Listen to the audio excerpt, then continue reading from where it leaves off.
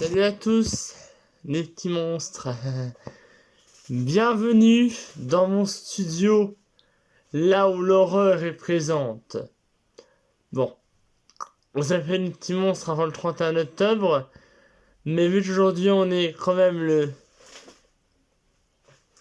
le 16, Halloween c'est dans 2 semaines. Hein. Donc vous verrez quand je serai déguisé, je pense que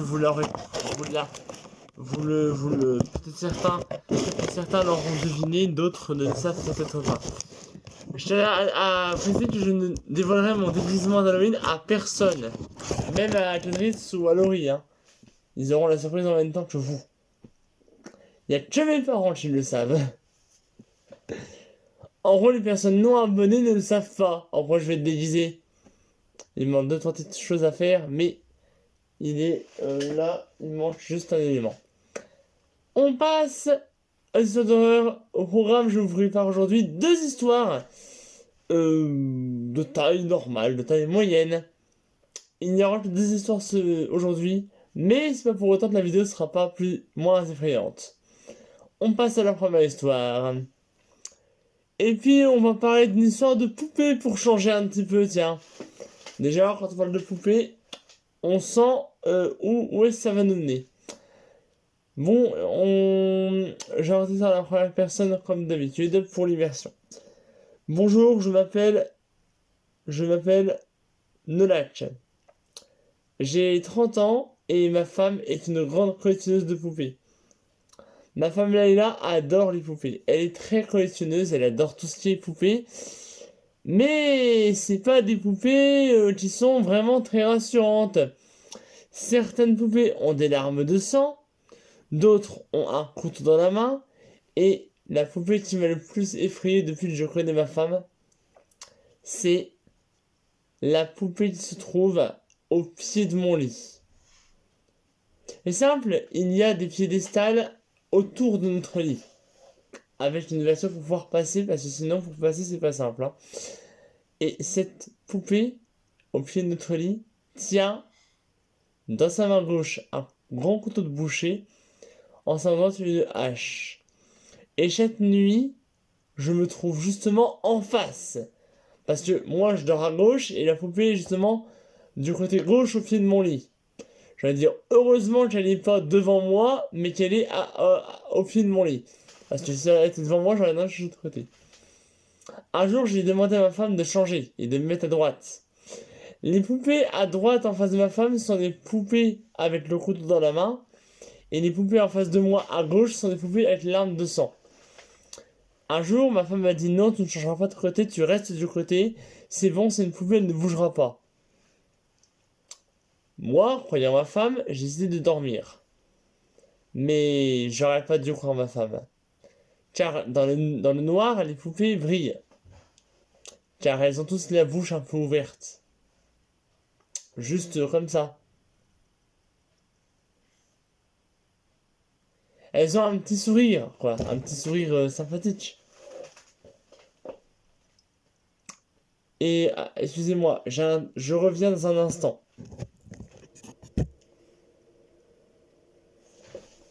Bouh! Bon, alors, donc, du coup, voilà. On recommence ça. Excusez-moi pour le petit montage. C'est la première fois que ça arrive. Mais c'est plus effrayant. Donc, du coup, ah oui, au fait, c'est pas Jérémy, hein. Jérémy a disparu. Je l'ai enlevé. Non, je déconne, c'est bien moi. Je vais faire peur. Donc,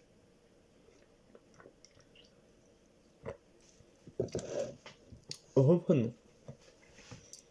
Donc, les poupées ont un petit sourire.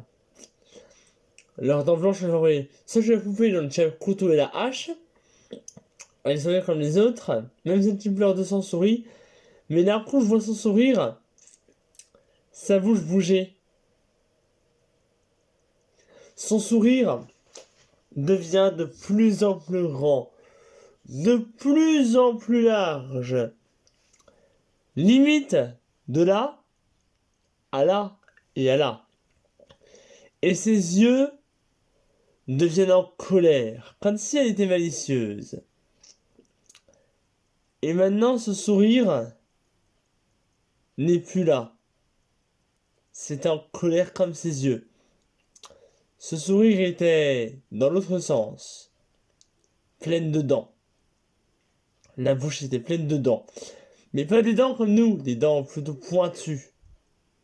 Bien pointues comme des dents de loup garou, ou de loup tout simple, c'est comme vous voulez. Je réveille ma femme. Elle me dit, la poupée en face de toi? Oh, il faut vraiment que tu arrêtes d'avoir peur. Mais regarde la tête qu'elle a. Et à ce moment-là, le petit sourire et les yeux normaux. Chérie, si tu continues, je te quitte. Je suis sorti du lit et je suis allé me chercher un petit verre d'eau. Et j'ai passé le reste de ma nuit sur le canapé. Ma femme dit, t'es vraiment parano, chérie. Je commence à me demander si oui, évidemment. J'ai essayé de rester dans ma chambre pour cette nuit. Mais la même chose s'est reproduite. J'ai de sortir en courant de la chambre. Je reviens à 7h du matin. Ma femme n'est pas là. Je me rappelle que ma femme a dit de partir à 4h30 du matin pour aller travailler. Elle avait besoin de faire des heures sup pour rattraper ses heures perdues. Pendant qu'elle est partie, je décide de nettoyer un peu la chambre. Je prends un seau, un balai et une serpillière pour faire le ménage. Je remarque sous une poupée quelque chose d'un peu étrange. Un liquide. J'ai du mal à donner s'il est rouge ou orange. Je m'en approche. Le liquide n'est ni rouge ni orange, il est plutôt noir. J'approche mon doigt et je remarque que ce n'est pas du sang, mais de l'encre. Et je remarque une écriture à côté de la tache d'encre. Je sais que tu m'as vu.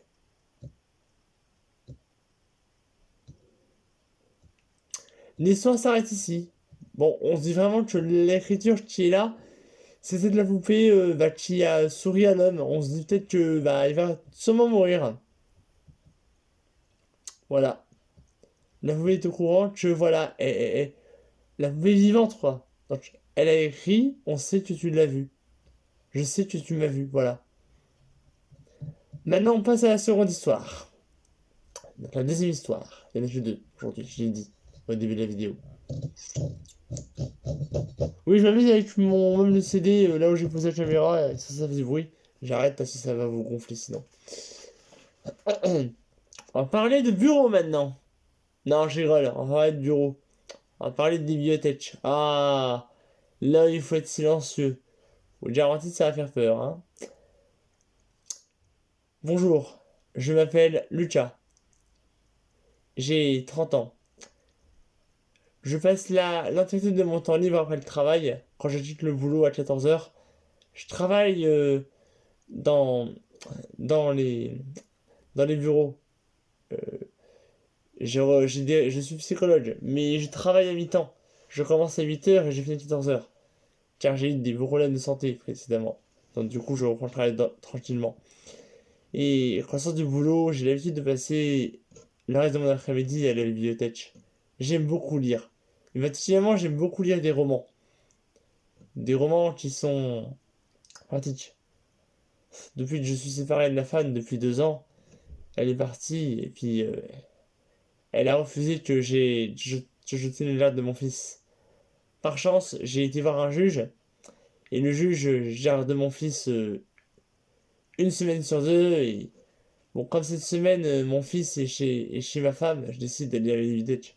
Et puis quand mon fils est chez moi, je vais le chercher et puis on va à la bibliothèque ensemble. Aujourd'hui, nous sommes mercredi et nous sommes le 14 janvier. Il fait très froid. Donc du coup, je sais que la semaine prochaine, je suis en vacances.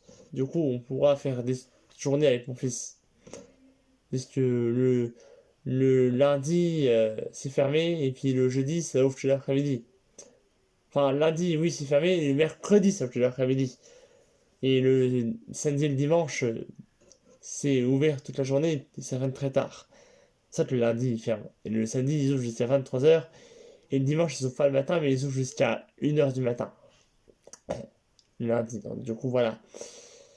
Donc, c'est fermé le dimanche matin, c'est fermé le mercredi matin et c'est fermé le lundi. Et donc, du coup, c'est que le lundi et le dimanche, je pourrais faire des trucs avec mon fils. Le dimanche matin, le mercredi matin et le lundi, une journée ensemble. La semaine prochaine, comme je suis en vacances. Puis mon fils, il aime beaucoup aller à la bibliothèque avec moi. Il a 4 ans et il lit beaucoup de bandes dessinées. Donc, bah, il a 4 ans, c'est normal. Bon, je remarque que d'un coup, ma femme est aussi à la bibliothèque. Alors, j'essaie d'aller la voir. Oh! Coucou, ça va? Eh, Lucas, qu'est-ce que tu fais là? Bah, quand tout le monde est après-midi. Ah oui, c'est vrai.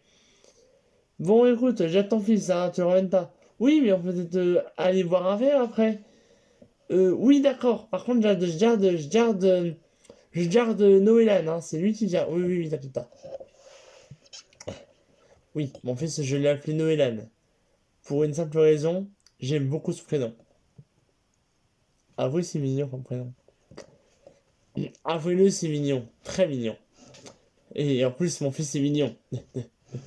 Comme je l'ai toujours dit, quand mon fils restera petit, il sera toujours mignon. Et quand il sera grand, il sera pas mignon, mais il sera beau. Ah, mon fils fait très peu de crises quand il est avec moi. Je suis très. Après, peut-être que je suis un papa très gâteau et très sympa. Ma femme est plutôt stricte comparée à moi. Mais mon fils fait quand même très peu de crises. Quand il crise, c'est qu'il a faim ou qu'il est pas bien. Et moi, j'arrive toujours à le calmer. Car je le câline beaucoup, je suis pas très câlin, comme je viens de le dire.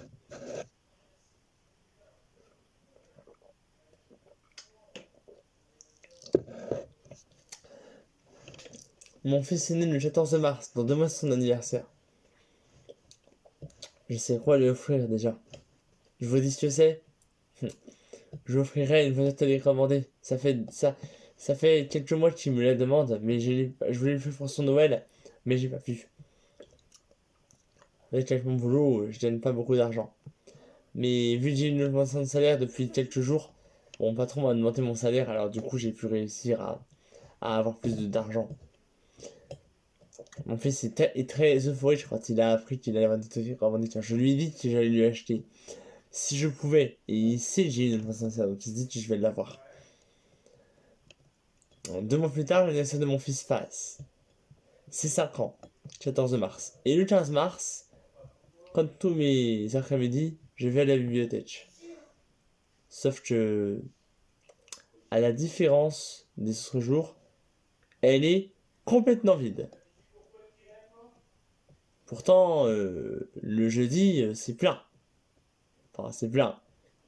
Il y a du monde, quoi. Enfin, c'est pas plein à craquer. Mais il y a au moins 40 personnes. Et là, il y a personne. Mais quand je dis personne, il y a vraiment personne. Enfin, il y a la secrétaire de la bibliothèque, voilà, qui surveille. Mais il y a personne. Il y a que moi. En lecteur, il y a que moi. Il y a vraiment zéro, hein. Il y a rien du tout. Je vais à la secrétaire, je dis bonjour madame, est-ce que ça va? Elle dit personne. Cette dame-là, elle me fait. Elle hausse ses épaules, dire je sais pas.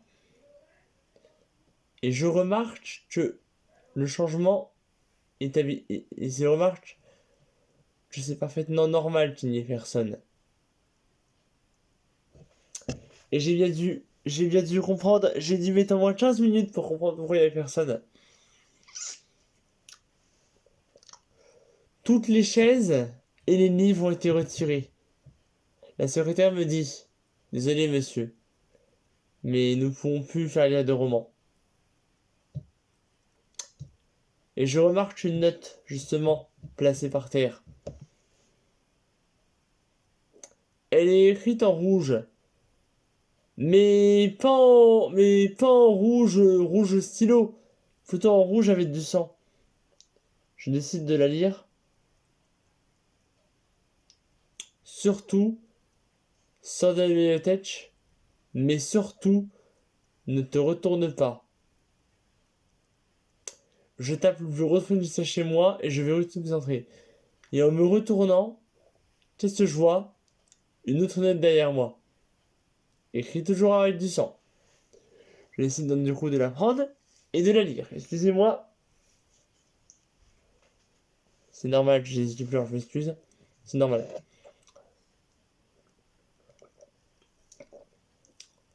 Et écrit. Bien joué, tu ne t'es pas retourné. Maintenant, reste chez toi jusqu'à demain. Et le lendemain, plus rien. La bibliothèque a retrouvé sa joie de vivre. À une petite différence près. Les gens sont plongés dans leurs livres, mais avec des expressions vides. Ceux sur les livres de science, ils sont comme ça. Vous savez, les livres de science qu'on trouve. D'ailleurs, en livre de science, ils sont comme ça, en train de s'intéresser. Là, ils sont plongés les bras dans le vide, comme ça. Même pas les mains sur la table, hein. Les bras dans le vide, hein. Et comme ça. La tête, ils disent rien. Je fais ça, sur le visage, et eux, ils ne bougent pas. Comme s'ils étaient figés dans un sommeil profond. Ce qui m'a le plus effrayé, c'est la personne en face de la personne où j'étais. Elle était la tête levée, mais me regardait fixement, la bouche grande ouverte, comme ça.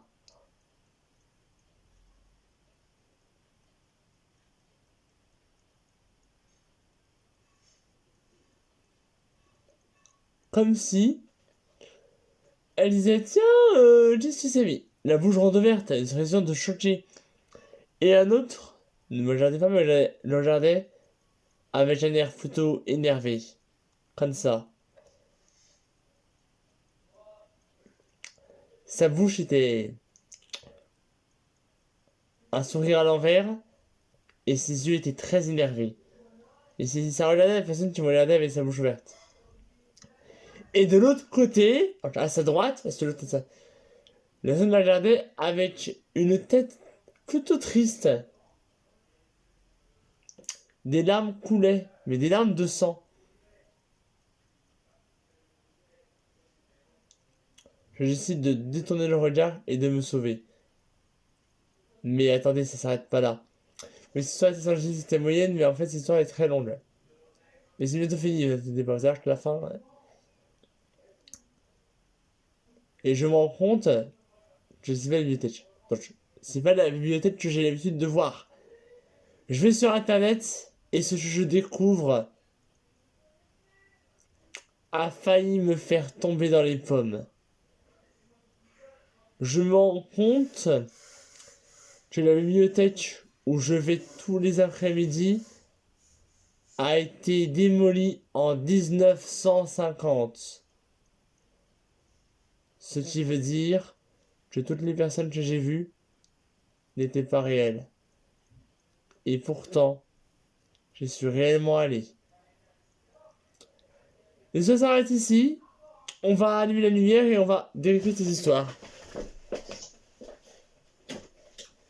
Et ça fait déjà la première, le mec qui a découvert la poupée, qui a découvert que le mec forcément la voyait, avait compris que voilà, elle était vivante et qu'elle s'est fait rire dans le je sais que tu l'as vu.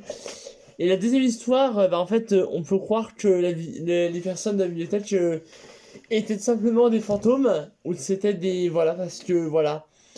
Donc voilà, un conseil, faites gaffe où vous allez, et voilà. Donc voilà, moi je...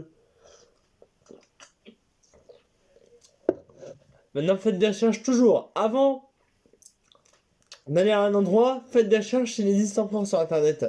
Tapez l'adresse et dites ah mais non, je savais pas. Donc voilà.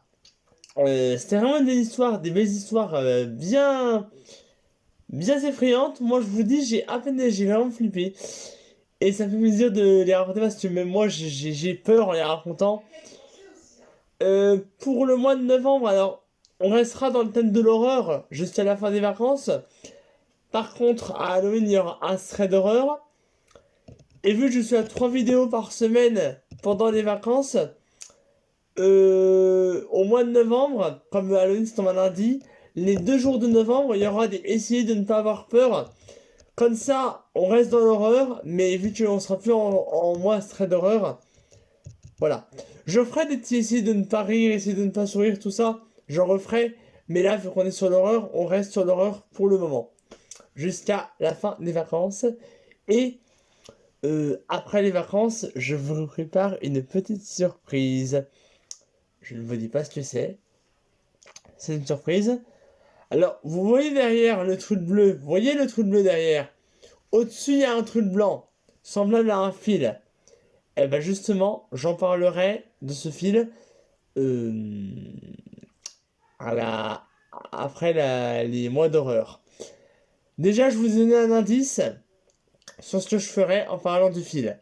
Maintenant, si vous voulez en savoir plus, mettez-le dans les commentaires de cette vidéo, je le lirai, j'y répondrai par oui ou par non ou par peut-être pour pas vous aider plus que ça. Voilà. Sur ce, portez-vous bien et à bientôt les amis. Parce que si vous me dites tu vas faire tel truc, maintenant t'as ça ou parce que tu as ce fil, mettez dans les commentaires de cette vidéo et pour faire mon petit con on va dire, pour faire mon petit salaud, le petit sadique, pour faire le petit sadique, je vais répondre par ni par oui ni par non, par peut-être, je sais pas, je vais voir, pour vous laisser suspense de ce qui va arriver. Du coup, ça arrivera le 11 novembre, le 12 novembre, ça dépendra de mes disponibilités. Sur ce, passez un très bon dimanche et bonne frayeur pour cette vidéo. Je dis à la fin, je dirais au début, c'est mieux. Je compte sur vous pour continuer à vous abonner et à liker. Ça agrandira la chaîne et ça fera du bonheur pour tout le monde. Sur ce, bye.